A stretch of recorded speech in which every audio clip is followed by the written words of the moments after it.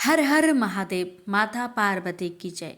आप सभी भक्तों पर भोलेनाथ और माता पार्वती की कृपा सदा सर्वदा बनी रहे। प्यारे भक्तों, आज फाल्गुन मास का 5वां दिन है और आज आप सभी श्रवण करेंगे श्री शिव महापुराण की 5वें दिन की कथा।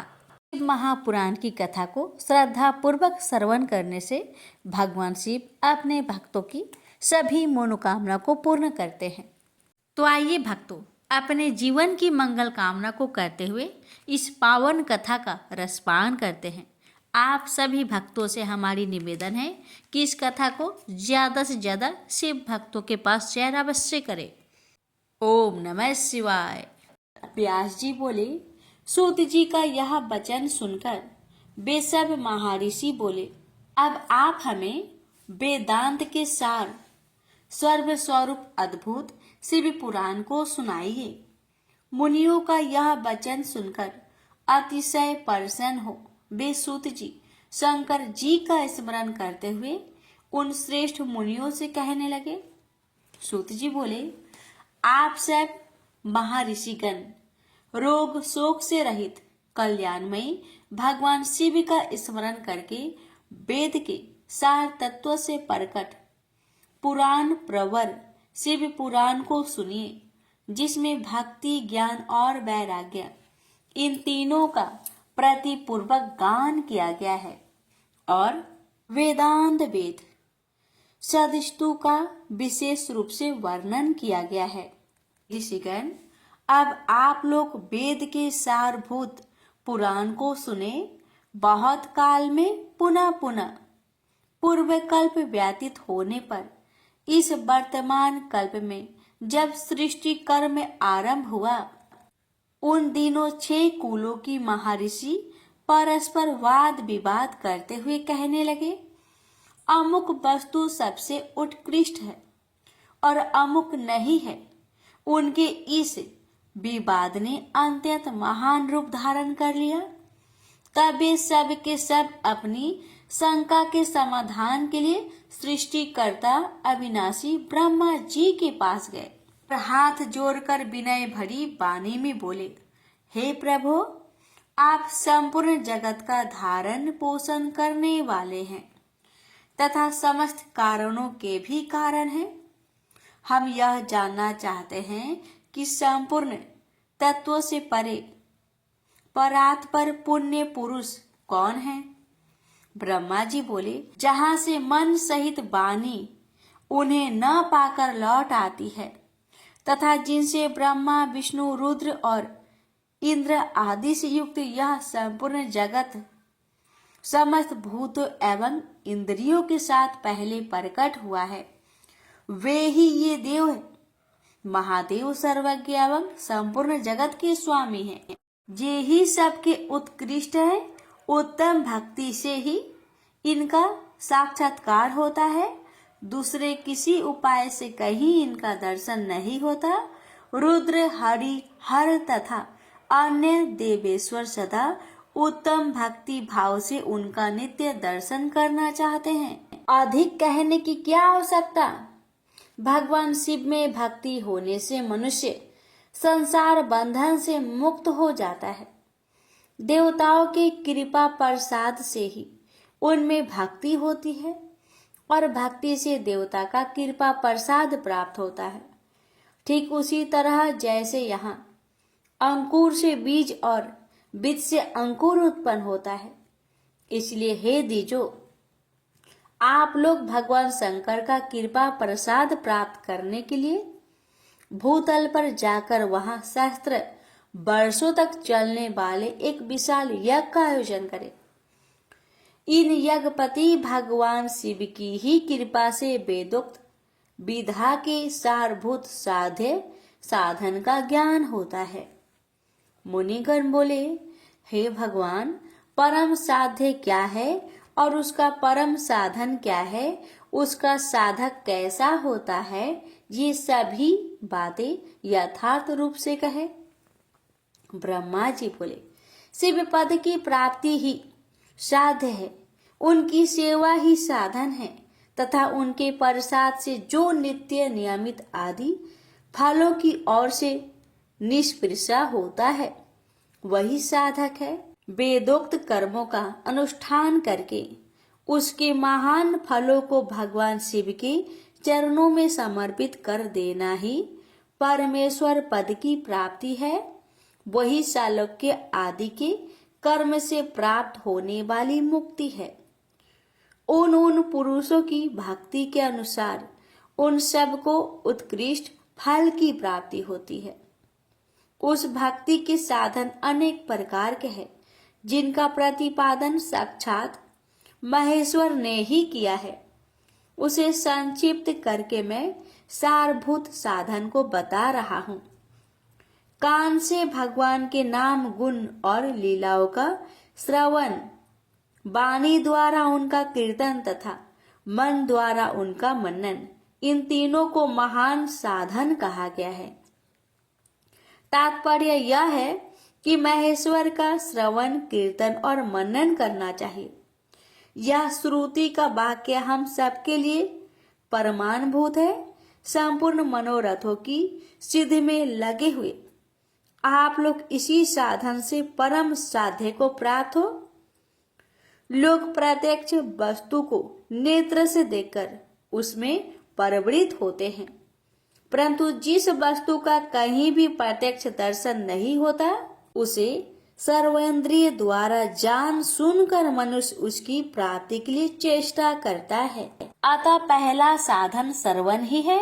उसके द्वारा गुरु के मुख से तत्वों को सुनकर बुद्धिशाली विद्वान पुरुष अन्य साधन कीर्तन एवं मनन की सिद्धि करे। क्रमशः मनन प्रयत्न इस साधन की अच्छी तरह साधना कर लेने पर उसके द्वारा सालोक्य आदि के क्रम से धीरे धीरे भगवान शिव का सहयोग प्राप्त होता है।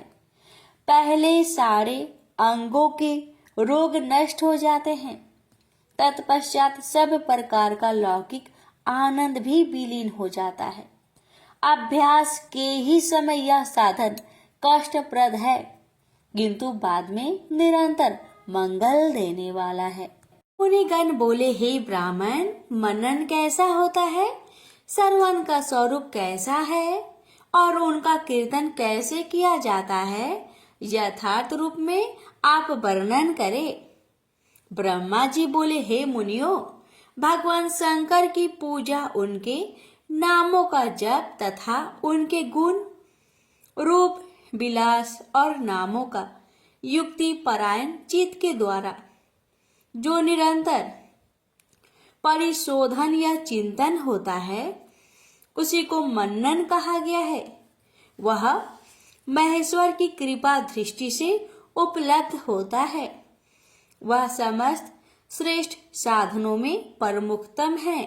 शंभु के प्रताप, गुण, रूप, विलास और नामों को प्रकट करने वाले संगीत, वेद वाक्य या भाषा के द्वारा अनुराग पूर्वक उनकी स्तुति ही मध्यम साधन है, जिसको कीर्तन शब्द से कहा गया है। हे ज्ञानियों, स्त्री कीड़ा में जैसे मन की आसक्ति होती है, वैसे ही किसी कारण से किसी स्थान में शिव विषयक वाणियों में सर्वेंद्रिय की दृढ़तर आसक्ति ही जगत में श्रवण के नाम से प्रसिद्ध है।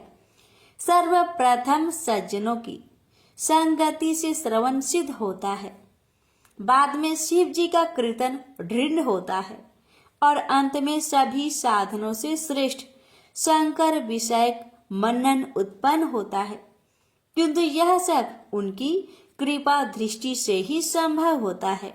सूत जी बोले, मुनीश्वरों, इस साधन का महात्म्य बताने के प्रसंग में मैं आप लोगों के लिए एक प्राचीन वृत्तांत का वर्णन करूंगा, उसे ध्यान देकर आप लोग सुने।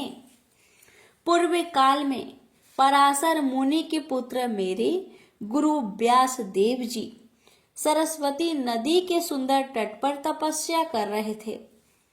एक दिन सूर्य तुल्य तेजस्वी विमान से यात्रा करते हुए भगवान सनत कुमार अकस्मात वहां आ पहुंचे। उन्होंने मेरे गुरुदेव को वहां देखा। वे ध्यान में मगन थे। उससे जाने पर उन्होंने ब्रह्मा के पुत्र सनत कुमार जी को अपने सामने उपस्थित देखा। वे बड़े बेग से उठे और उनके चरणों में प्रणाम करके मुनि ने उन्हें अर्घ्य प्रदान करके देवताओं के बैठने योग्य आसन भी अर्पित किया। तब प्रसन्न हुए। भगवान सनत कुमार विनीत भाव से खड़े हुए व्यास जी से गंभीर वाणी में कहने लगे। सनत कुमार बोले, हे मुने, आप सत्य सनातन भगवान शंकर का हृदय से ध्यान कीजिए, तब वे शिव प्रत्यक्ष होकर आपकी सहायता करेंगे।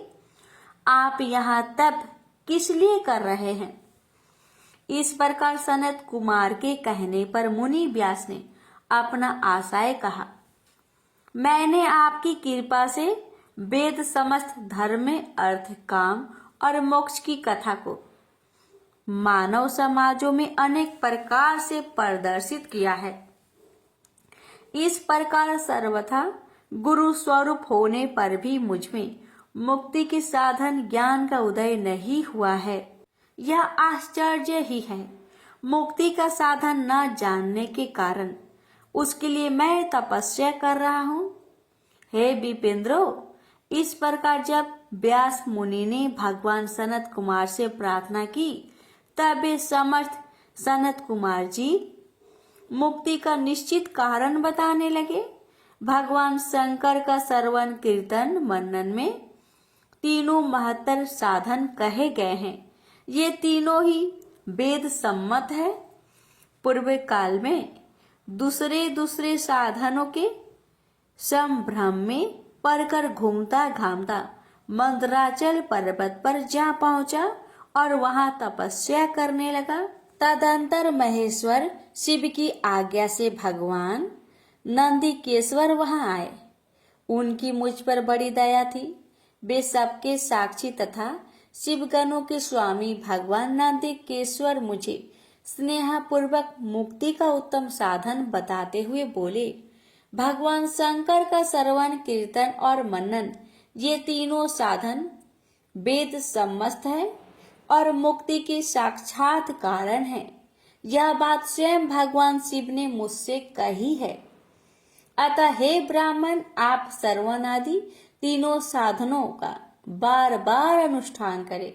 व्यास जी से बार बार ऐसा कहकर अनुगामियों सहित ब्रह्मपुत्र सनत कुमार अपने विमान से परम सुंदर ब्रह्म धाम को चले गए। इस प्रकार पूर्व काल के इस उत्तम वृत्तांत का मैंने संक्षेप में वर्णन किया है। ऋषिगण बोले, हे सुत जी, आपने श्रवण आदि तीनों साधनों को मुक्ति का उपाय बताया है। जो मनुष्य श्रवण आदि तीनों साधन में समर्थ हो, वह किस उपाय का अवलंबन करके मुक्त हो सकता है और किस साधन भूत कर्म के द्वारा बिना यत्न के ही मोक्ष मिल सकता है?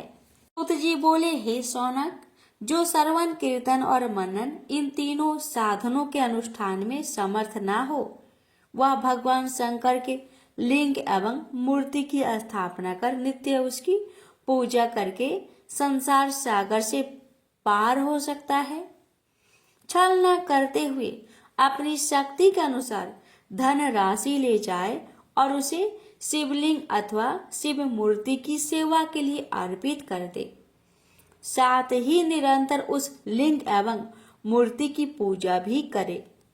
उसके लिए भक्ति भाव से मंडप, गौपुर, तीर्थ मठ एवं क्षेत्र की स्थापना करे तथा उत्सव करे और वस्त्र, गंध, पुष्प, धूप, दीप तथा मालपुआ आदि व्यंजनों से युक्त भांति भांति के भक्ष्य भोज्य अन्न नैवेद्य के रूप में समर्पित करे।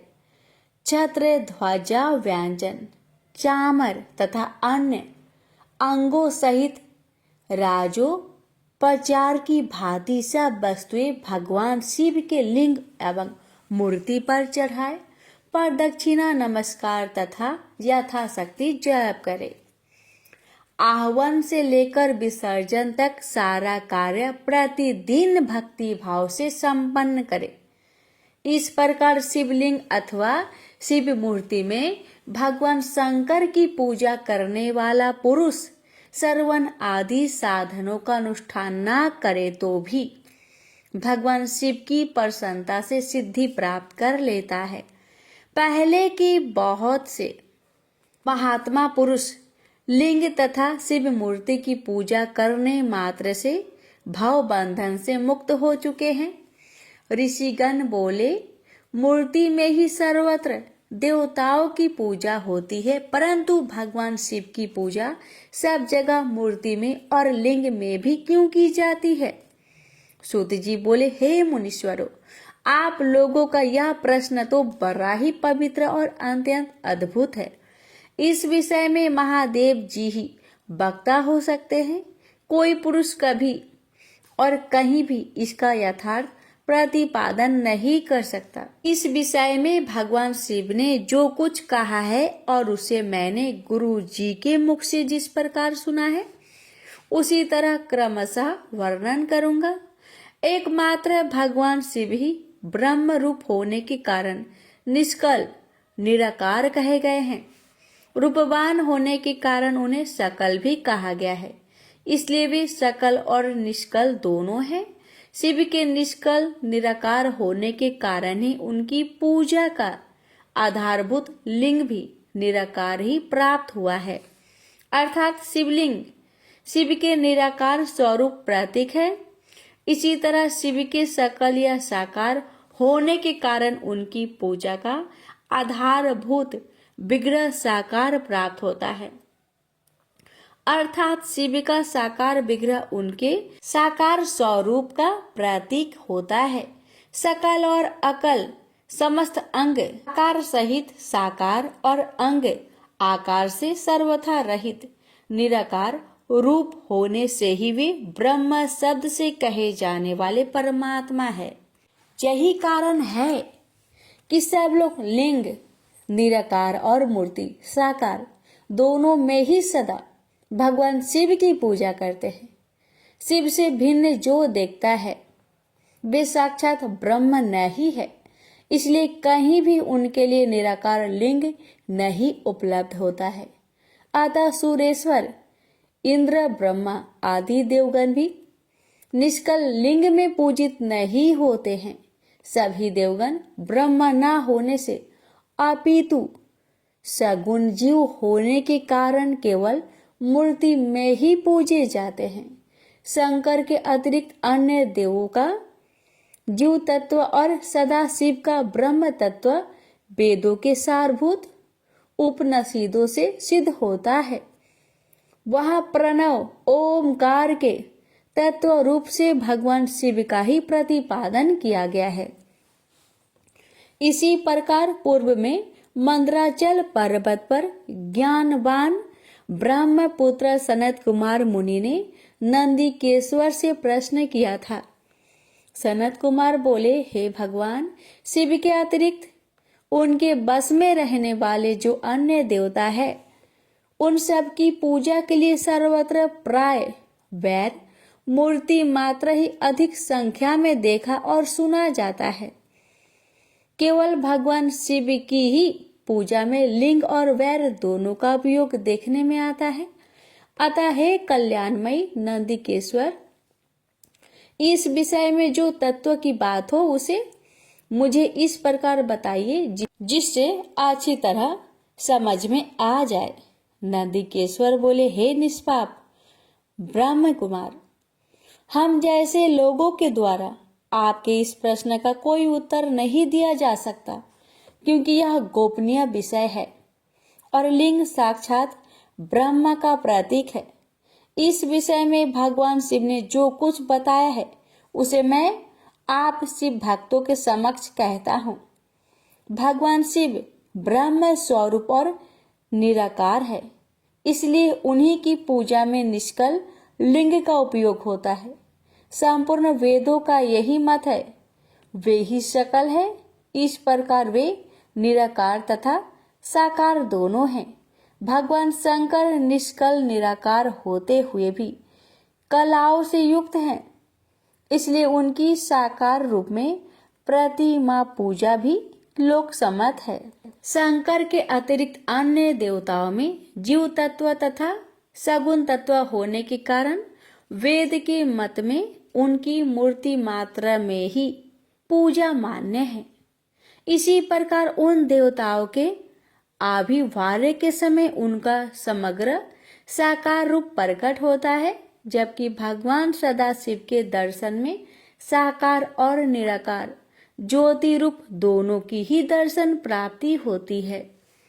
सनत कुमार बोले, हे महाभाग, आपने भगवान शिव तथा दूसरे देवताओं के पूजन में लिंग और वैर के प्रचार का जो रहस्य विभाग पूर्वक बताया है वह यथार्थ है। इसलिए लिंग और वैर की आदि उत्पत्ति का जो उत्तम वृत्तांत है उसी को मैं इस समय सुनना चाहता हूँ। हे योगींद्र, लिंग के परकटे का रहस्य सूचित करने वाला प्रसंग मुझे सुनाइए। नंदीकेश्वर बोले, हे वत्स, आपके प्रति प्रीति के कारण मैं यथार्थ रूप में वर्णन करता हूँ, सुनिए। लोक विख्यात पूर्व कल्प के बहुत दिन व्यतीत हो जाने पर एक समय महात्मा ब्रह्मा और विष्णु परस्पर लड़ने लगे। उन दोनों के अभिमान को मिटाने के लिए त्रिगुणातीत परमेश्वर ने उनके मध्य में निष्कल स्तंभ के रूप में अपना स्वरूप प्रकट किया। जगत का कल्याण करने की इच्छा से उस स्तंभ से निराकार परमेश्वर शिव ने अपने लिंग चिन्ह के कारण लिंग का आविर्भाव किया। उसी समय से लोक में परमेश्वर शंकर के निर्गुण लिंग और सगुण मूर्ति की पूजा प्रचलित हुई। शिव के अतिरिक्त अन्य देवों की मूर्ति मात्र की ही कल्पना हुई। वे देव प्रतिमाएं पूजित हो नियत शुभ कल्याण को देने वाली हुई और शिव का लिंग तथा उनकी प्रतिमा दोनों ही भोग और मोक्ष को देने वाली हुई। प्रेम से बोले हर हर महादेव, ओम नमः शिवाय। प्यारे भक्तों, श्री शिव महापुराण की कथा को यहीं पर समापन करते हैं और इसकी आगे की कथा कल 6ठे अध्याय में अवश्य सुनिएगा। तो आइए अब श्रवण करते हैं श्री राधा रानी जी की महापुण्य फल प्रदान करने वाली कथा। यह कहानी है बरसाना की, जहाँ रासेश्वरी श्री राधा रानी जी का जन्म हुआ था। बरसाना में श्री राधा जी का एक मंदिर है, जिसके पास एक सेठ जी रहा करते थे। सेठ जी बहुत ही संपन्न थे। उनके पास सब कुछ था। आलीशान दुकान था, भव्य भवन था, 3 बेटे थे और तीनों बेटे शादीशुदा थे, इसलिए उनके 3 बहुएं भी थी। सेठ जी यूं तो हर तरीके से संपन्न थे, लेकिन फिर भी उनके मन में बड़ा दुख था। उन्हें हमेशा लगता था कि काश उनकी एक पुत्री भी होती। उन्हें लगता था कि अगर उनके एक पुत्री होती तो वे अपनी मन की सारी बात अपने बिटिया रानी को बताते और बिटिया को बहुत दुलार करते। कुछ समय पहले सेठ जी की पत्नी का देहांत हो गया था, इसलिए सेठ जी बहुत अकेलापन महसूस करते थे। सेठ जी हमेशा अपने घर के पास स्थित मंदिर में श्री राधा रानी जी की दर्शन करने जाया करते थे।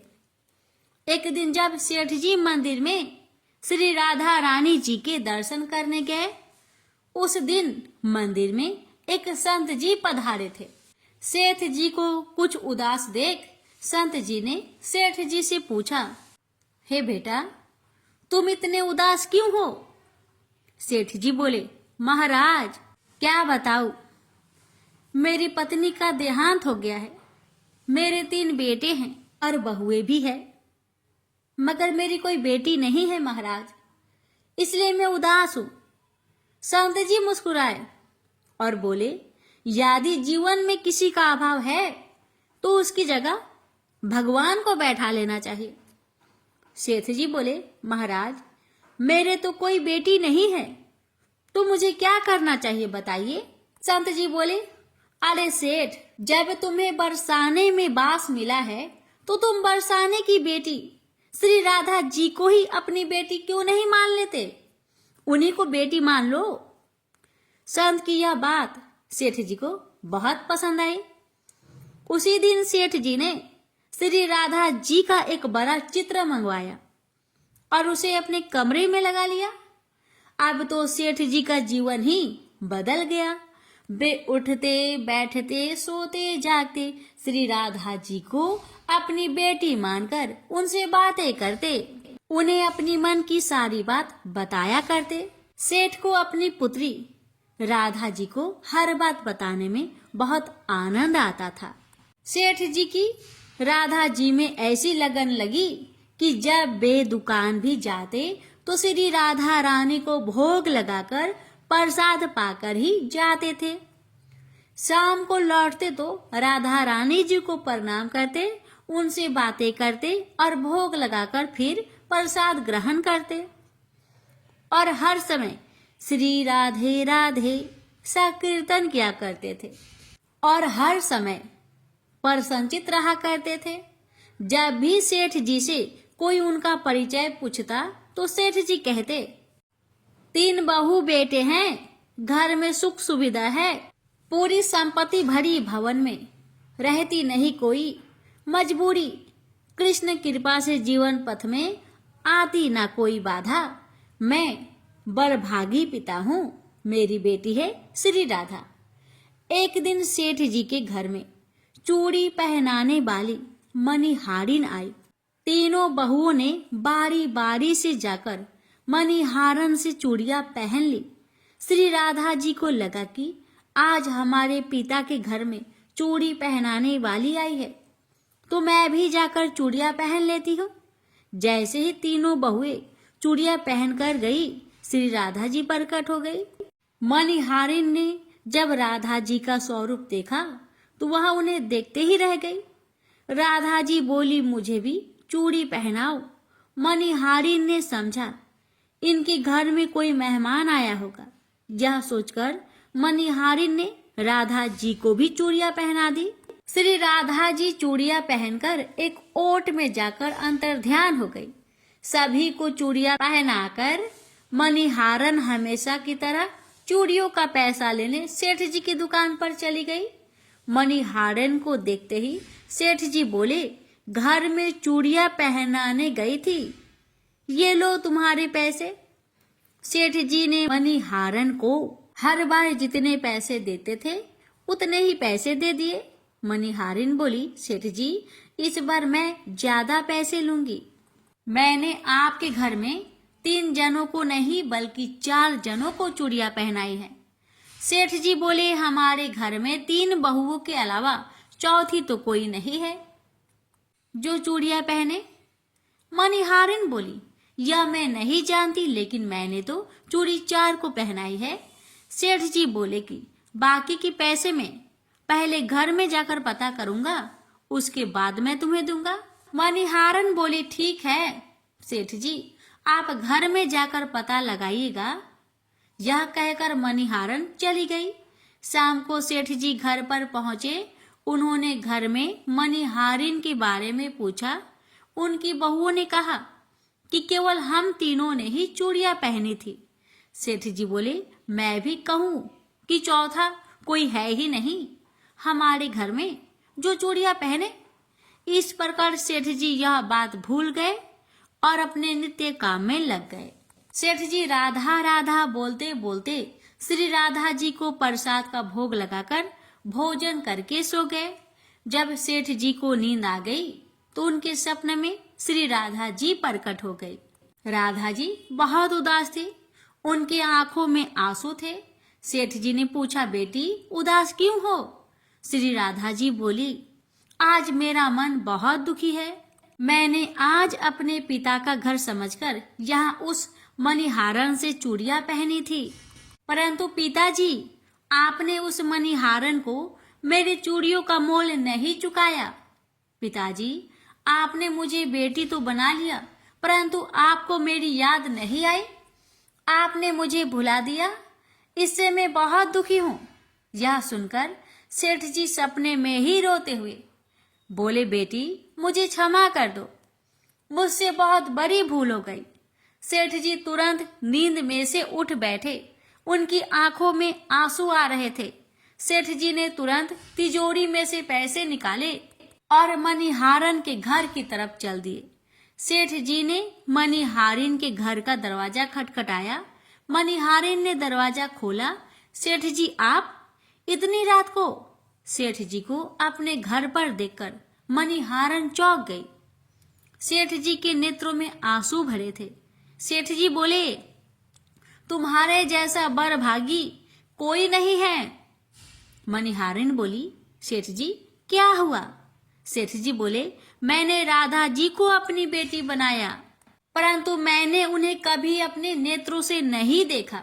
लेकिन तुमने आज उन्हीं राधा जी को अपने हाथों से चूड़ियां पहनाई है। आज तुम्हारे जितना भाग्यशाली इस धरती पर कोई नहीं है। मैं तुम्हें अपनी पुत्री की पहनी हुई चूड़िया का मूल्य चुकाने आया हूँ। यह कहकर सेठ जी ने रुपए से भरी थैली मणिहारिन के सामने रख दी और कहा, इसमें से जो भी लेना हो वो ले लो। जब मणिहारिन ने सुनी कि स्वयं राधा जी उससे चूड़ियां पहनने आई थी, तो उसकी आंखों से भी आंसू की धारा बह निकली। मणिहारिन बोली, सेठ जी, मैं राधा रानी की चूड़ियों के पैसे आपसे कैसे ले सकती हूँ? राधा रानी जी तो इस बरसाने की बिटिया है और मैं बिटिया की चूड़ी की पैसे आपसे नहीं लूंगी। परंतु सेठ जी नहीं माने। सेठ जी ने रुपए से भरी थैली मणिहारन के घर पर रखी और वहां से सीधे श्री राधा जी के मंदिर में चले गए। उस दिन के बाद सेठ जी ने सब कुछ छोड़कर संन्यास ले लिया और अपना शेष जीवन राधा रानी जी के मंदिर में राधा जी की भक्ति करते करते बिता दिए। प्रेम से बोलिए श्री राधा रानी की जय। कृष्ण भगवान और धन्ना जी की कथा। धन्ना जाट का जन्म 20 अप्रैल 1415 को राजस्थान के टोंक जिले के धुआं आकला नाम के गांव में एक सामान्य जाट परिवार में हुआ था। इनके पिता गांव के किसान थे, जिनका नाम रामेश्वर जाट था, तथा इनकी माता का नाम गंगाबाई गढ़वाल था। धन्ना जाट एक उच्च कोटि के कृष्ण भक्त और कवि हुए। इन्हें धन्ना भगत और धन्ना सेठ के नाम से भी जाना जाता है। धन्ना जी का जन्म एक सामान्य कृषक परिवार में हुआ था। इनके पिता मुख्य रूप से कृषि और गौ पालन किया करते थे। एक दिन धन्ना जी के परिवार के कुलगुरु, जिनका नाम पंडित त्रिलोचन था, तीर्थ यात्रा करके लौटे और कुछ दिनों के लिए धन्ना जी के घर पर ठहरे। पंडित त्रिलोचन शालिग्राम भगवान की सेवा किया करते थे। वे बड़े भाव से शालिग्राम शीला की सेवा करते, पुष्प अर्पित करते और उन्हें भोग लगाने के बाद ही भोजन ग्रहण किया करते थे। बालक धन्ना पंडित जी को ये सब करते देखता था। उसे भगवान का यह सेवा बहुत पसंद आई। कुछ दिन बाद जब पंडित जी जाने लगे, तब बालक धन्ना पंडित जी के शालिग्राम भगवान के लिए जिद करने लगा, मुझे ठाकुर जी चाहिए, मुझे ठाकुर जी चाहिए। परंतु पंडित जी अपने ठाकुर जी छोटे से बालक को कैसे दे सकते थे? धन्ना जी को उनके माता पिता ने बहुत समझाया, परंतु धन्ना जी नहीं माने। अंत में लोगों ने पंडित जी से कहा, अरे यह तो बालक है, इसे शालिग्राम जैसा कुछ और देकर बहला दो। अगले दिन पंडित जी नदी में स्नान करने गए। वहां से वे एक गोल मटोर थोड़ा बड़ा सा काले रंग का पत्थर ले आए। तब वे धन्ना जी के पास आकर बोले, मैं तुम्हें अपने ठाकुर जी दे दूंगा, लेकिन मेरे पास 2 ठाकुर जी है, बड़े ठाकुर जी और छोटे ठाकुर जी। तुम्हें कौन से ठाकुर जी चाहिए? धन्ना जी ने झट से जवाब दिया, मुझे तो बड़े ठाकुर जी चाहिए। पंडित जी भी यही चाहते थे। पंडित जी ने धन्ना जी को वह बड़ा काला पत्थर बड़े ठाकुर जी बताकर दे दिए। ठाकुर जी को पाकर धन्ना जी बहुत प्रसन्न हो गए। वे बड़े भाव से उनकी सेवा करने लगे। धन्ना जी गाय चराते, खेतों में जाते तो ठाकुर जी को अपने साथ ले जाते। धन्ना जी की माँ ने उनको बाजरे की रोटी, साग, अचार और गुड़ खाने को दिया। अब धन्ना जी ने भी निश्चय किया कि वे भी पंडित जी की तरह ठाकुर जी को भोग लगाने के बाद ही भोजन ग्रहण करेंगे। धन्ना जी ने खेत में बहुत प्रेम से ठाकुर जी को पुकारकर भोग लगाया, परंतु ठाकुर जी भोग लगाने नहीं आए। धन्ना जी ने निश्चय किया, जब तक ठाकुर जी स्वयं प्रकट होकर भोग नहीं लगाते, वे भी भोजन ग्रहण नहीं करेंगे। जब ठाकुर जी ने धन्ना जी की रोटी का भोग नहीं लगाया, तो धन्ना जी ने शाम को वह रोटी गाय को खिला दी। 3 दिनों तक ऐसा ही चलता रहा। न तो ठाकुर जी भोग लगाते और न धन्ना जी भोजन ग्रहण करते। चौथे दिन धन्ना जी की माताजी फिर से रोटी लेकर आई। अब धन्ना जी खेतों में जोर जोर से रोने लगे और ठाकुर जी से गुहार लगाने लगे।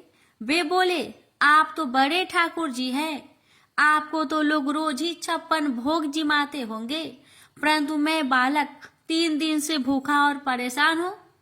आपको मुझ पर दया नहीं आती क्या? मुझ पर दया करके ही थोड़ा भोग लगा लो, जिससे मैं भी कुछ खा सकूं। पंडित जी ने कहा है कि आपको खिलाए बिना कुछ नहीं खाना, इसलिए पहले आप खा लो, उसके बाद ही मैं खा सकूंगा। धन्ना जी की भोलेपन से की गई प्रार्थना सुनकर भगवान श्री कृष्ण साक्षात प्रकट हो गए। अपने ठाकुर जी को देखकर धन्ना जी बहुत प्रसन्न हुए। उन्होंने ठाकुर जी को माँ की दी हुई बाजरे की रोटी, साग और गुड़ खाने को दिया। ठाकुर जी बड़े चाव से रोटी खाने लगे। 4 रोटियों में से 2 रोटी ठाकुर जी ने खा ली। जब ठाकुर जी तीसरी रोटी खाने लगे, तब धन्ना जी ने उनका हाथ पकड़ लिया और कहा, सारी रोटियां आप ही खा जाएंगे, मुझे भी तो भूख लगी है। मैंने तो 4 दिनों से कुछ भी नहीं खाया। 2 रोटी आपने खा ली, अब 2 रोटी मेरे लिए छोड़ दो। यह सुनकर ठाकुर जी मुस्कुराने लगे और बची हुई 2 रोटियां धन्ना जी ने खाई। अब तो यह उनका रोज का नियम हो गया। धन्ना जी जब गाय चराने जाते तो खेतों में जाकर ठाकुर जी के साथ ही भोजन करते। एक दिन ठाकुर जी ने धन्ना जी से कहा, तुम रोज मुझे रोटी खिलाते हो, मैं मुफ्त में रोटी नहीं खाना चाहता, इसलिए मैं रोटी के बदले तुम्हारा कोई काम कर दिया करूंगा। धन्ना जी ने कहा, मैं तो बालक हूँ, केवल गाय ही चराता हूँ, मैं आपको क्या काम बता सकता हूँ। ठाकुर जी बोले, मैं तुम्हारी गाय ही चरा दिया करूंगा। उस दिन के बाद से ठाकुर जी धन्ना जी की गाय चराने लगे। एक दिन धन्ना जी ने ठाकुर जी से पूछा, आप मुझे अपने हृदय से क्यों नहीं लगाते हैं? ठाकुर जी ने कहा, मैं तुम्हें प्रत्यक्ष तो हो गया हूँ, लेकिन मैं पूरी तरह से तब मिलता हूँ जब कोई सदगुरु की शरण ले लेता है। अभी तक तुमने किसी गुरु की शरणगति ग्रहण नहीं की है, इसलिए मैं तुम्हें अपने हृदय से नहीं लगा सकता। धन्ना जी बोले, मैं तो जानता ही नहीं कि गुरु किसे कहते हैं, फिर मैं किसे अपना गुरु बनाऊं? ठाकुर जी बोले, कासू में जगत गुरु श्री रामानंदाचार्य मेरे ही स्वरूप में विराजमान है। तुम जाकर उनकी शरणागति ग्रहण करो। ठाकुर जी के कहे अनुसार धन्ना जी ने काशी जाकर श्री रामानंदाचार्य जी की शरणागति ग्रहण कर ली। उस समय धन्ना जी की आयु 15-16 वर्ष के आसपास थी। श्री रामानंदाचार्य जी ने धन्ना जी को अपने शिष्य के रूप में स्वीकार कर लिया और उन्हें आदेश दिया कि अब तुम अपने घर चले जाओ। धन्ना जी बोले, गुरुजी, अब मैं घर नहीं जाना चाहता, आप मुझे घर जाने का आदेश क्यों दे रहे हैं?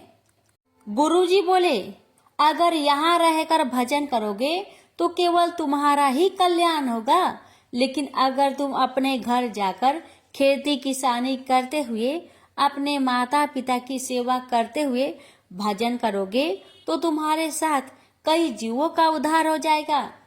गुरु जी के आदेश पर धन्ना जी घर लौट आए। इसके बाद जैसे ही धन्ना जी घर पहुंचे, ठाकुर जी ने उन्हें अपने हृदय से लगा लिया।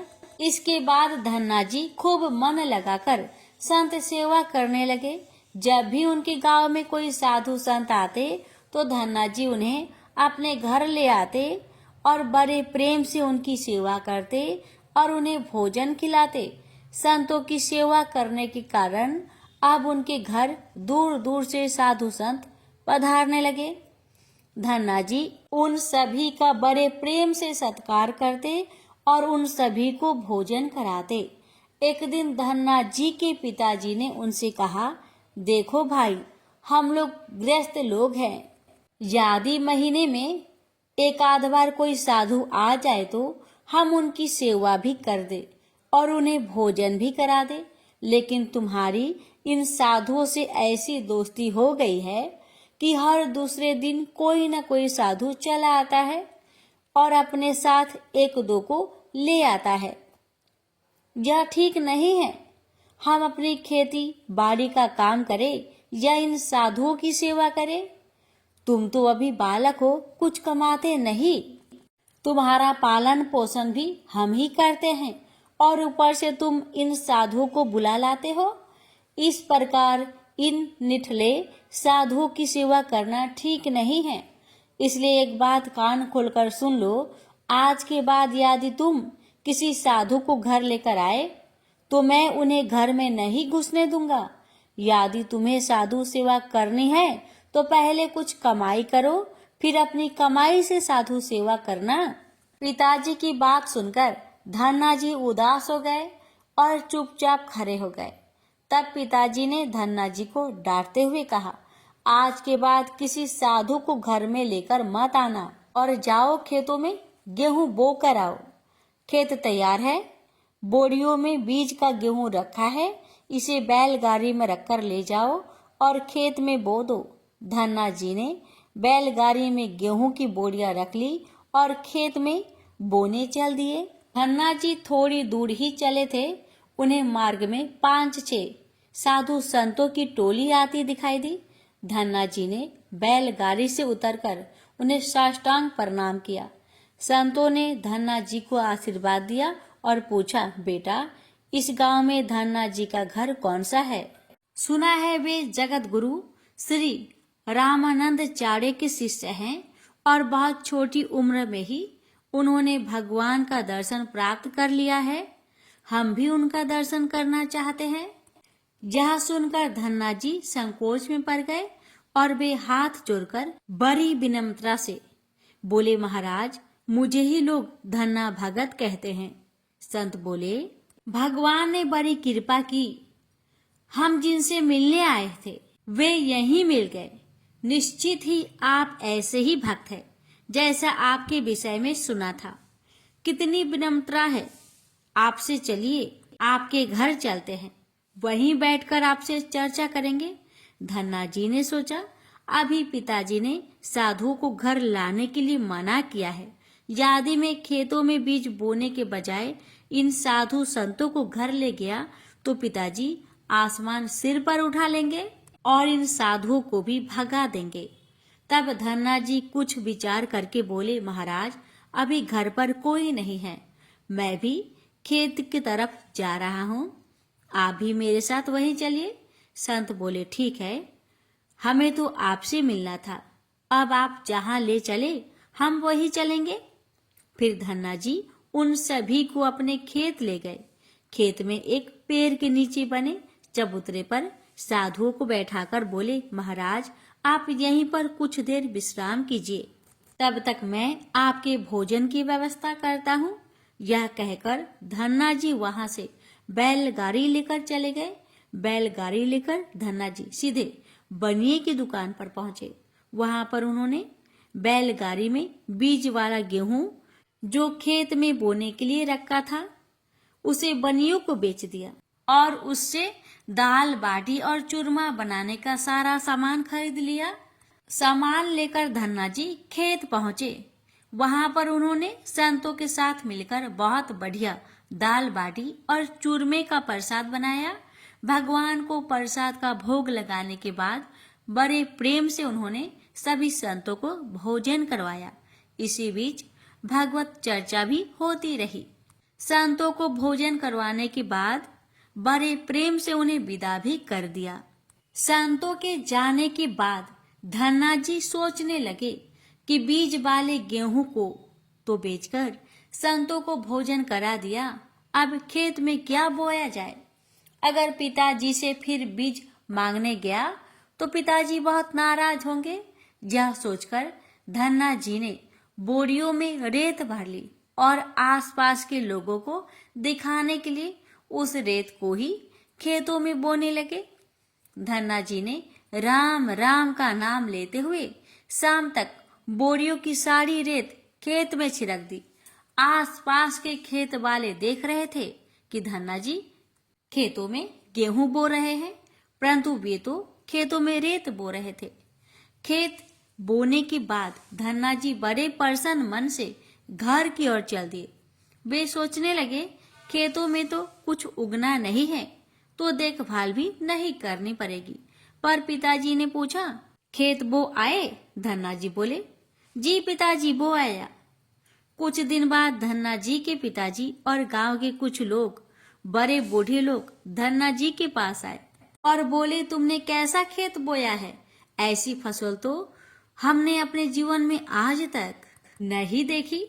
ऐसा लगता है जैसे गेहूं का एक एक दाना नाप नाप कर एक समान दूरी पर बोया गया है और सारे ही दाने उग आए हैं। इतनी सुंदर फसल तो हमने आज तक नहीं देखी। यह सब तुमने कैसे किया? धन्ना जी सोचने लगे, ये सब उनको ताने मार रहे हैं। खेत में कुछ उगा ही नहीं होगा, इसलिए ऐसी बातें बोल रहे हैं। तब धन्ना जी ने स्वयं खेत पर जाकर देखा। वहां जाकर वे आश्चर्यचकित रह गए। उन्होंने देखा जिस खेत में उन्होंने रेत बोई थी वहां पर फसल उगाई है और ऐसी सुंदर फसल उन्होंने भी कभी नहीं देखी थी। फसल को देखकर धन्ना जी को भगवान की कृपा का एहसास हुआ और उनकी आंखों से आंसू निकल आए।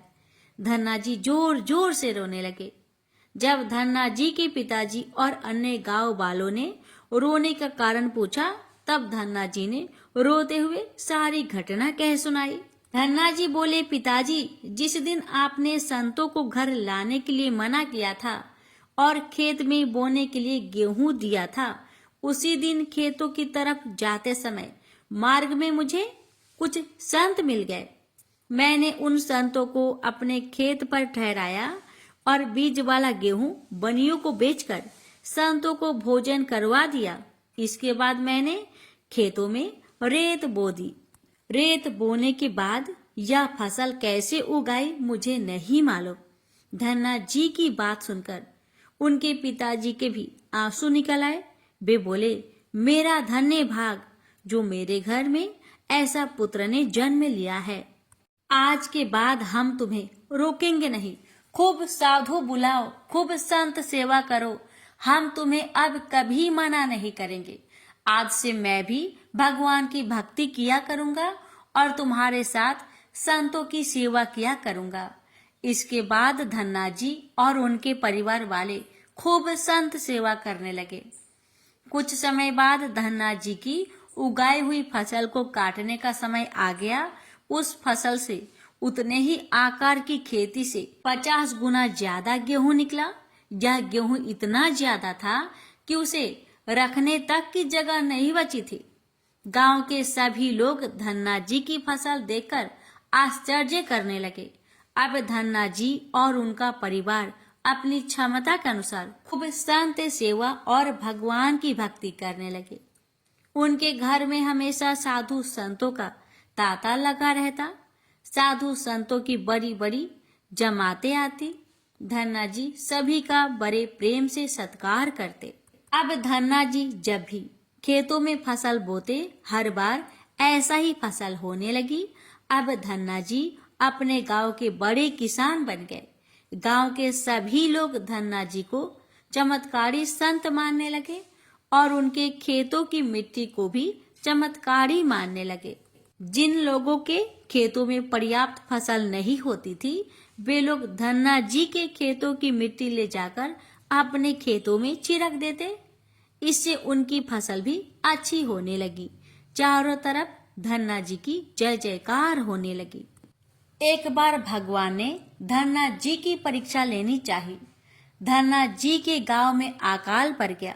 धन्ना जी बड़े किसान थे, उनके पास बहुत खेती थी और अन्न के भंडार भरे थे। अकाल के कारण उनके गांव और आसपास के क्षेत्रों के ब्राह्मण, संत, गरीब और जरूरतमंद लोग धन्ना जी के पास मदद की उम्मीद से आने लगे। धन्ना जी भी उन्हें दोनों हाथों से भंडार लुटाने लगे। कभी कोई जरूरतमंद उनके घर से खाली हाथ नहीं लौटता। धीरे धीरे धन्ना जी का अन्न भंडार समाप्त होने लगा, परंतु धन्ना जी ने निश्चय किया जब तक उनका सामर्थ्य है वे किसी भी जरूरतमंद को निराश नहीं करेंगे। अपना सब कुछ बेचकर भी वे लोगों की मदद करेंगे। धन्ना जी की निस्वार्थ सेवा से प्रसन्न होकर एक दिन स्वयं भगवान श्री कृष्ण संत के भेष में उनसे मिलने आए। संत रूपी भगवान श्री कृष्ण ने उन्हें तुम्बा जिससे कमंडल बनाया जाता है उसी के बीज दिए और कहा, धन्ना जी इन बीजों को अपने खेतों में बो दो और जब इनकी फसल पक जाए तो उससे भी जो प्राप्त हो उसे लोगों की सेवा में खर्च करना। धन्ना जी ने ऐसा ही किया। संत की आज्ञा मानकर उन्होंने तुम्बा के बीज खेतों में बो दिए। गांव के लोग कहने लगे, लगता है धन्ना जी पागल हो गए हैं। ऐसे भीषण अकाल में फसल बो रहे हैं और वो भी तुम्बा की। इस कड़ुए तुम्बा को तो पशु भी नहीं खाते। यह तो केवल कमंडल बनाने के काम आता है। यदि ऐसी फसल उग भी गई तो उसका क्या फायदा। परंतु धन्ना जी ने संत के कहे अनुसार अपने खेतों में तुम्बा के बीज बो दिए। कुछ दिन बाद तुम्बा की फसल उग आई। सभी लोग आश्चर्य करने लगे कि ऐसे भीषण अकाल में बिना पानी की कोई फसल कैसे उग सकती है। कुछ ही दिनों में धन्ना जी का खेत हरा भरा हो गया। इसी बीच धन्ना जी जरूरतमंदों की सेवा करते रहे।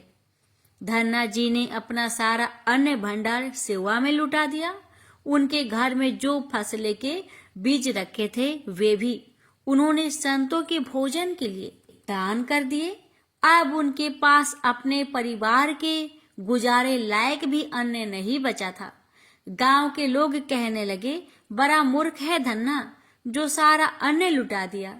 अपने परिवार के लिए भी कुछ नहीं रखा और इसने फसल भी बोए तो तुम्बा की, जिसे खा भी नहीं सकते। धन्ना जी को लोगों की बातों से कोई फर्क नहीं पड़ा। वे तो भगवान का नाम लेते रहते थे और लोगों की मदद करते रहते थे। एक दिन ऐसा आया जब धन्ना जी की खेतों में लगी फसल पक गई। उनके खेतों में तुम्बा के बड़े बड़े फल दिखाई दे रहे थे। धन्ना जी ने सोचा, अब दान करने के लिए तो कुछ है नहीं, अब इन तुम्बा से कमंडल बनाकर संतों को दिया करेंगे। धन्ना जी खेतों में लगे सभी तुम्बा के फल तोड़कर घर ले आए। घर आकर जैसे ही उन्होंने एक तुम्बा को कमंडल बनाने के लिए काटा, उन्होंने देखा यह तुम्बा हीरे, मोती, जवाहरत और कीमती रत्नों से भरा हुआ था। तुम्बा को कीमती रत्नों से भरा देखकर धन्ना जी आश्चर्यचकित रह गए। उनके पास तो तुम्बा की पूरी फसल थी। उन्होंने देखा सभी तुम्बा के फसलों में ऐसे ही कीमती रत्न भरे हुए थे। अब उनके पास इतने कीमती रत्न और जवाहरत हो गए थे जितने किसी राजा के पास भी शायद ही हो। इस चमत्कार को देखने के बाद धन्ना जी को उन संत की याद आई जिन्होंने उन्हें तुम्बा के बीज दिए थे। उन संत ने कहा था कि इस फसल से जो भी प्राप्त हो उससे लोगों की सेवा करना। अब धन्ना जी उस धन से लोगों की सेवा करने लगे। वे फिर से दोनों हाथों से लोगों की मदद करने लगे।